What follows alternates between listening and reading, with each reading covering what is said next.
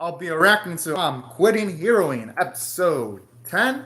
I'll be watching it off of High Dive's website, and now I'll be starting off my reaction in 1-0, go.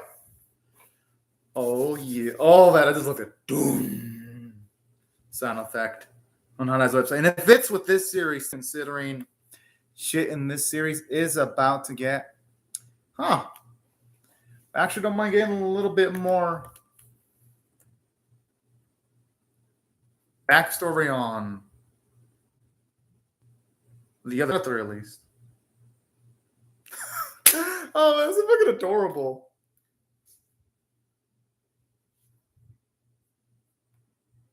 Kind of like we get to hear the lore surrounding our boy with the way he talks about him. Unfortunately for her, she ended up in a scenario where she had no choice but to face him, though.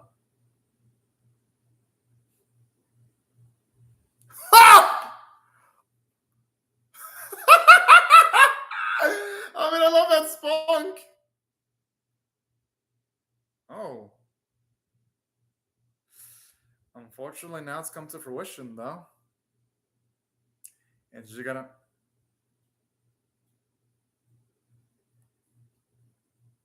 I still think he's doing this as test to resolve, though. I think he wants to push them to their limits physically. And that's why he's doing this, because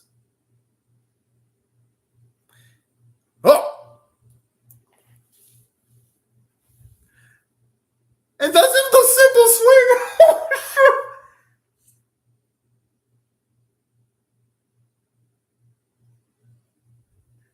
The thing is, though, we know from the series itself that there's just no fucking way they're going to be able to just stop him like that. Because even in canon, they didn't say that he'd be able to take down Ekidana's army by himself if he really would have wanted to.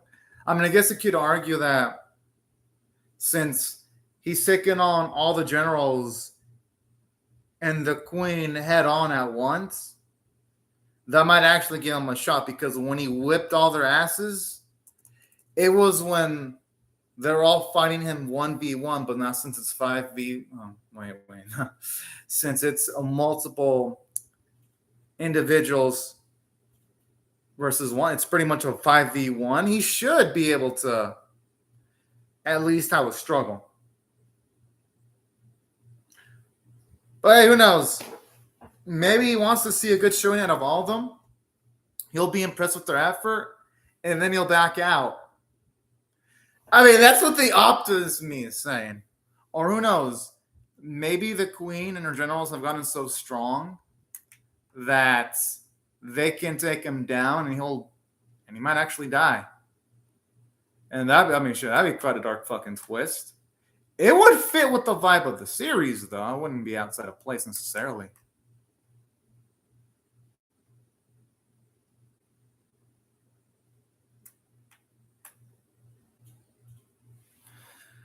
Well, looks like the time for words is pretty much dead. Or not.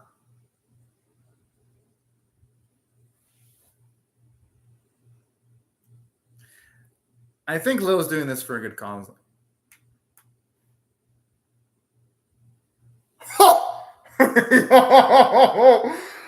Damn, without even saying a word, he just instantly started going towards her. My goodness.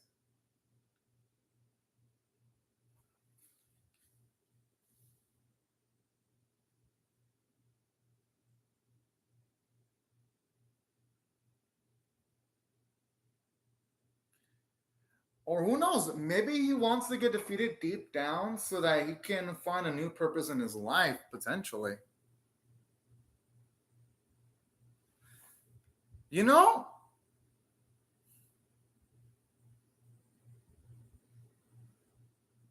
I might, scratch what I said earlier. I might actually be able to believe what he's saying at face value. Oh!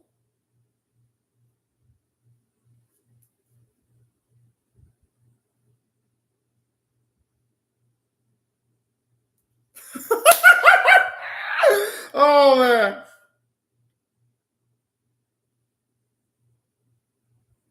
No, he's definitely gonna be acting because I don't think Lil would be laughing like that. Hell, I don't even think just going off of what they've shown off of Lil in the last 9 episodes, I don't think he'd be inclined of. Oh,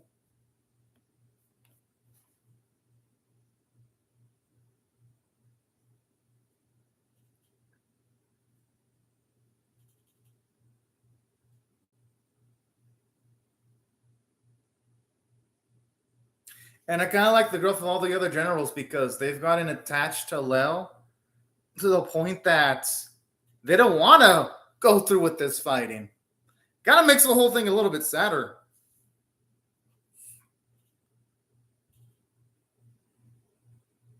I'm guessing the board's going to be able to cast a spell though. Oh, looks like they even need to cast a spell. Oh,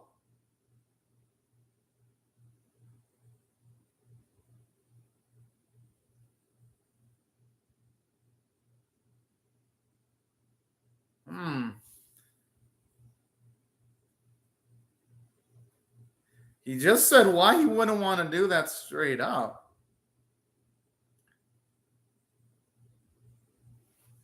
But I could see why should be kind of putting that as a question.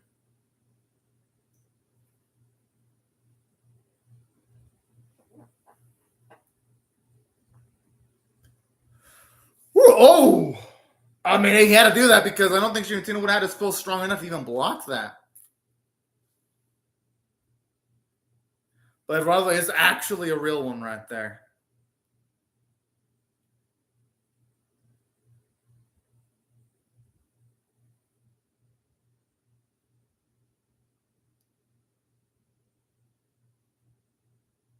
Damn.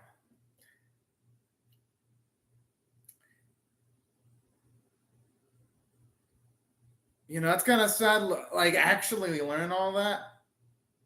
Just seeing how much it's taken a psychological toll on him.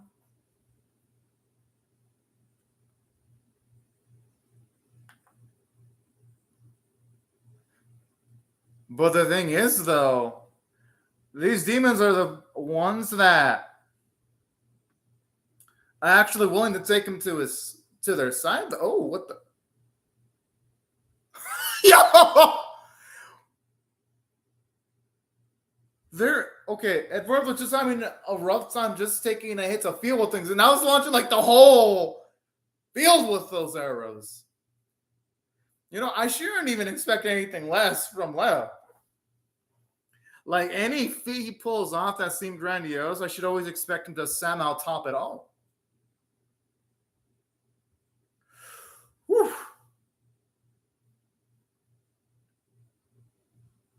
You know, I wouldn't expect any less from the queen to be able to block, but it looks like it took almost everything she had just to block that attack.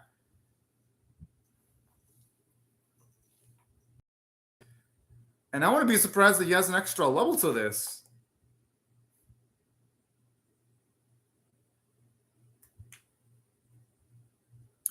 Oh.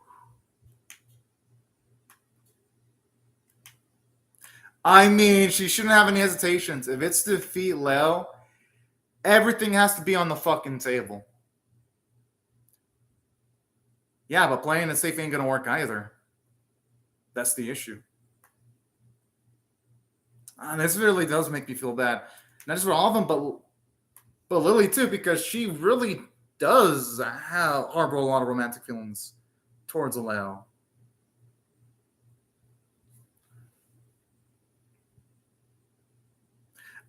I like how he says those words, but without giving. But you can tell he's not giving much of a damn though, with the way he's saying those words. Yeah, that emotional appeal. It's not going to affect him at all. I'm surprised he actually sheathed his.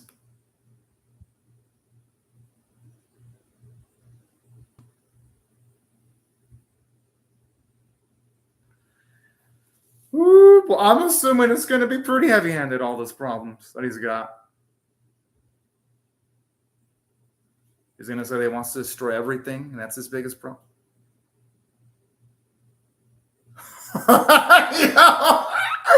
I just thought, oh, what the fuck?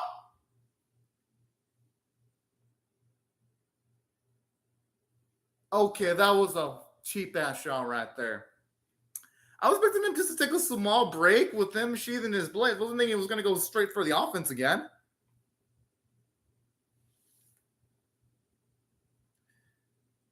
Well, he stopped being a.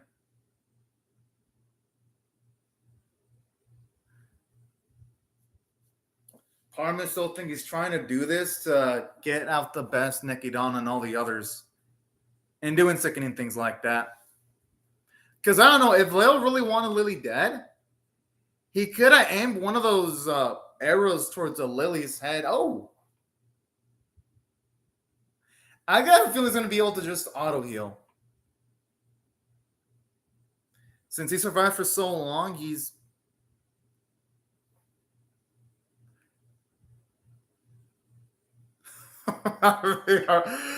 At this one, I'm not even shocked because I was thinking he was either going to be able to tank that or heal it up.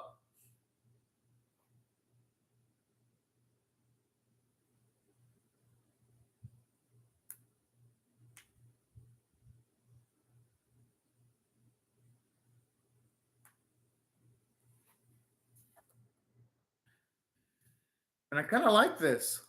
Hopefully means that all the generals and Ikidana are going to be able to cover up each other's weaknesses.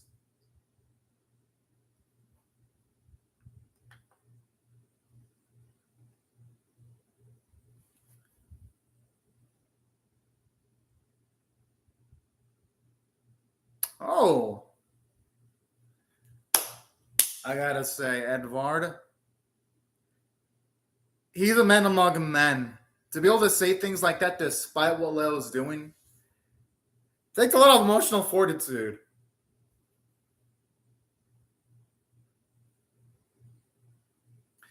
Oh! He blocked it as if he was blocking a fucking twig sword. Oh!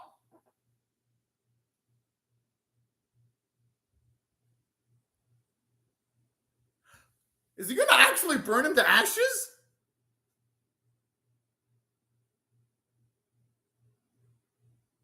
Oh, fuck. Damn! Not only fucking burning him, but even further dissing him by, like, and talking shit about his intelligence. Yo, it ain't enough that he's causing them physical pain. He also has to psychologically break them down, too. That's fucked up. I know I shouldn't be laughing, but fuck. With the way Leo's embracing the villain role, how can I not like the cheekiness? And I mean that in the best possible. They might as well be trying to fucking throw water balloons at him because that's about as much effect as all these attacks are having. For him, it's probably someone just utilizing a blow dryer towards his hair. It probably is doing absolutely nothing. Or to them, it's probably someone turning the heater on.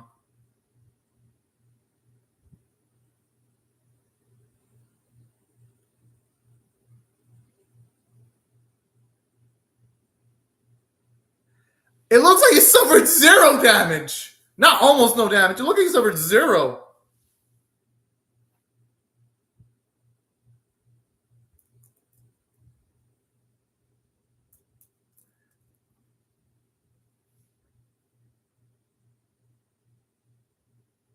That means to kill him, they're going to have to utilize the surprise attack that he's never seen before.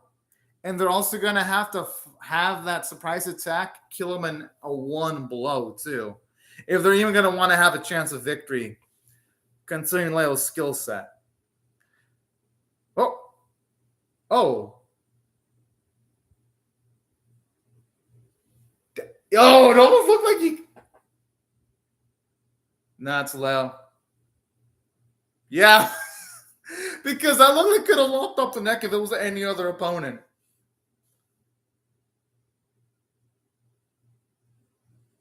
And the animation qualities are really dang beautiful. You can definitely tell all the lower budgeted episodes were to save up for this one in particular.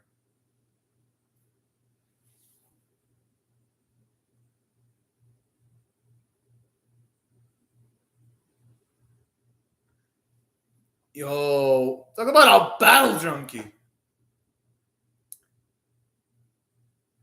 But I still got the feeling that he's just playing this role right now. He's got a point. I think he's doing this to force the generals and Nikidana to grow first. Or who knows, maybe he was training up his opposition so that he'd have a stronger opposition to go up against. That could also have been something Leo could have been doing too.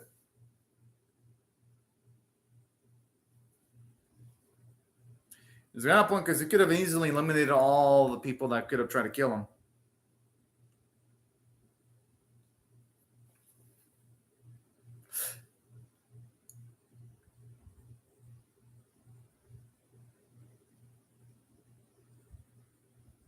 I like how they keep on saying like multiple things. How powerful is he? like every single time they do a move, Lel makes them think that's how you know how broken he is. Okay, you can't save a world that's been destroyed though. That's the thing. Oh, this is sad.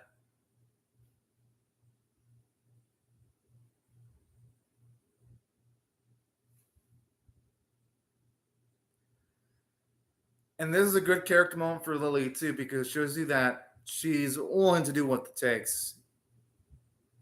But just knowing the strength gap between the two, she's not going to be able to do much.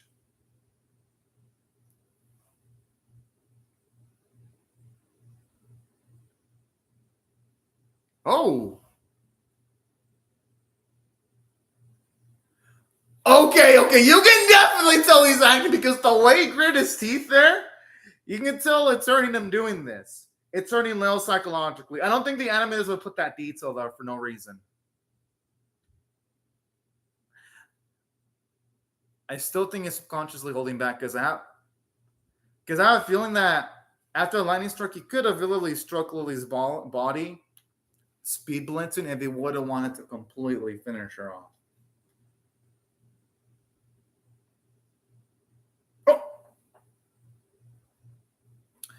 Okay, whatever Gadon has stored up, she has to use it like now.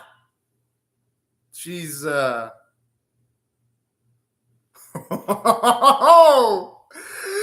I can't wait to see what it actually is gonna be.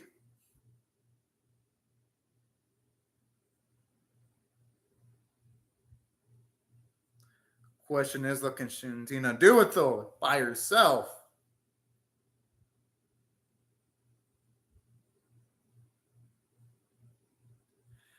She better be treating her girl to more than just wine, though.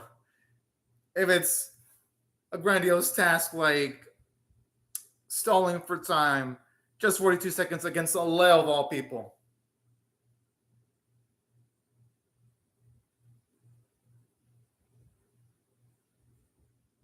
I wonder if that was her pops, because this guy's saying abdicating the throne. Okay, so he is.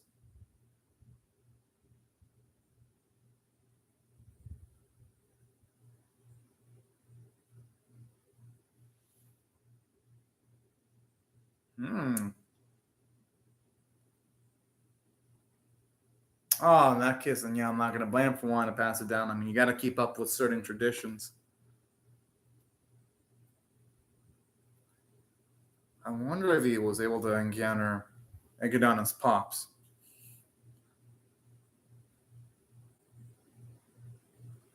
Didn't seem like it ever fucking worked, though, because Leo's still alive and kicking.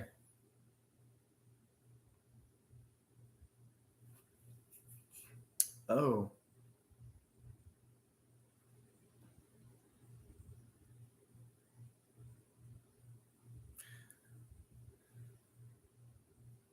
Oh. Thankfully, though, it's a good thing she learned it.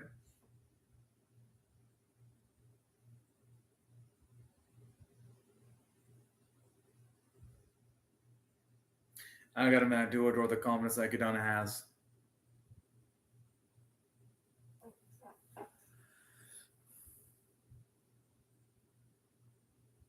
Yeah, that's what I'm thinking. She could have pierced the head of Lillian with Myrnis. Yeah, she's got points. Because he could have showed her Myrnis's body. And I wouldn't be surprised if he would have poisonous bolt utilized against Eduardo. So it's like, she's making great points.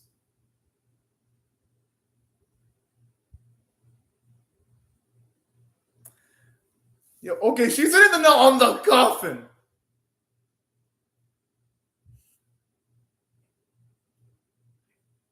And you can tell she's hitting all these points because Lil ain't saying anything to counter argue those arguments.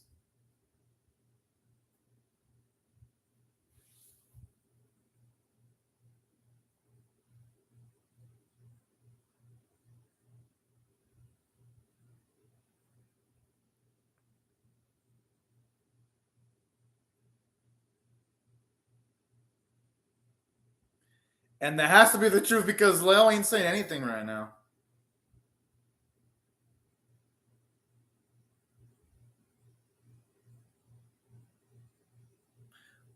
Well, considering he spent his life in participating in nothing but. Oh! Ah!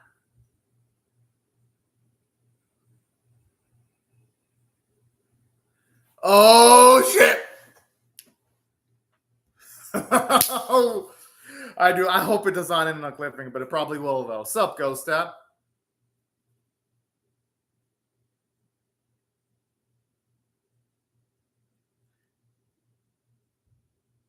Okay, what's a binding spell? Huh. I wonder what the mechanics of they're going to entail. Ah, fuck! I knew it though.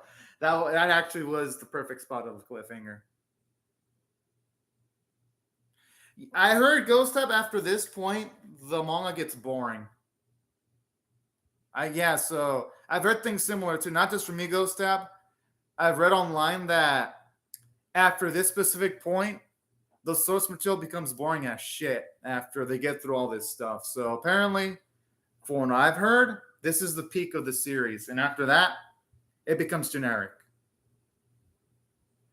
No, people like this element. I heard this is the best part of the series. It's after they get through this arc where the series is directionless. Which is a shame, but yeah, I'm enjoying this part of the series. The peak, anyway. But anyways, this is a great fucking episode. I'm actually going to give it a 10 out of 10 because this is the first episode of I'm Quitting Hearing since episode 1 where the animation was, well, yeah, you didn't say it, but it's all good, though. Ghost Tap. It makes like mistakes sometimes. At least you said it right the second time. Well, this is the first episode since episode 1 where I felt the animation quality was competently done from start to finish. And not just that, but it was engaging from start to finish, too, from an emotional standpoint. What makes a hero? Okay. I'm going to guess that Akidon's going to get the upper hand going by the title of the next episode. And there was other things that I enjoyed about this episode, too. There was plot progression. Got to a lot of progression in the fight because all the 4 generals were knocked the fuck out in this fight. And they ended off with Akidon utilizing a grandiose spell to end off the episode. So that's something I enjoyed about this episode. It was well paced. It made sure that there was fighting from start to finish. It made sure that the fighting didn't feel rushed. It felt like they actually did a damn good job of making sure it was engaging with good choreography. And I even love how it patches up any plot holes when you have some of the characters saying that Yuleo could have finished some of them off if he would have wanted to, but even right now, he's holding back his attacks. So that's what I love about this episode, or even the nuance in the episode. Like when Leo pretty much is figured out by Shu and Tina, which pisses off Leo, was an amazing bit there. That's why I thought the writing was great because I had emotional beats like that. Or when Lily was crying and saying she doesn't want to fight was it was beautiful moment. Like moments like that really elevated the episode for me. Pretty much, Ghost Tab. Like, out of all the episodes, only episodes 1 and 10 look amazing, Ghost Tab, but episodes 2 to 9 look mediocre. That's pretty much the same thing as Skeleton Isekai. Skeleton Isekai has some episodes that look great and some episodes look like crap.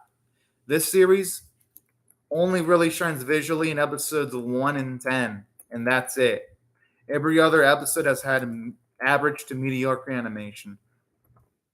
That's how most anime are, though. I'm guessing this the people in the production community didn't have faith in the series selling well, so that's probably why they limited the budget. Anyways, at least from the looks of it. But still, though, this episode I have a lot, though, because aside from the visuals, it has some great character moments, because you see here, Edvard, despite everything that's going down, he still looks at Leo as a friend. And I love how much of a bro he is. We see that he's willing to use his body to protect others as a shield. Like when Shiwantina was going to get majorly attacked, he used his body as a shield. And that right there is true on bro status right there. I thought that was fucking cool. So it made me love him more as a character. And I love how it shows you Shiwantina's character development, because she was one of the generals that had the most doubts in Leo. And so at this point, be one of the ones crushed the most from Leo's betrayal, and even being able to figure out Leo's intentions was a really damn good moment, great moments in the episode. One of the best moments involving her, because it shows you Shiwantina's character development and her emotional intelligence, and being able to know Leo so much that she's able to figure out what his intentions were. So that was great characterization for her. Obviously, love the deal with Lily, seeing her distress. I love how when it comes to Ikadana, you see how in the past she didn't really think much of the hero's strength, but now that she's witnessed it firsthand in the current day, she absolutely respects that strength and is willing to take gambles to try to prevail against them. So that was some great writing. Aside from that, you already know my thoughts on the animation. It was gorgeous. Artwork was freaking gorgeous. Voice acting was amazing. And that's overall. I gotta give the episode 10 out of 10. It was by far the best episode of the series, and I'm definitely excited to see what they're gonna do for the next one. But anyways, right before I go, let me just say thank you very much to Ghost Tab for comments in the live chat. Thank you everyone else for watching my video. Yeah, music was pretty beastly. And thank you everyone else for watching my video. Hope y'all read it, share, comments, and subscribe. And I'll see you either next week if you join me for my reaction to its next episode, or if you join me for my Tomodachi Game episode 10 reaction. But anyways, y'all, thank you very much for watching my video. Thank you, Ghost Tab, for watching. Thank you, everyone else. And have a fantastic day night, y'all. Bye-bye.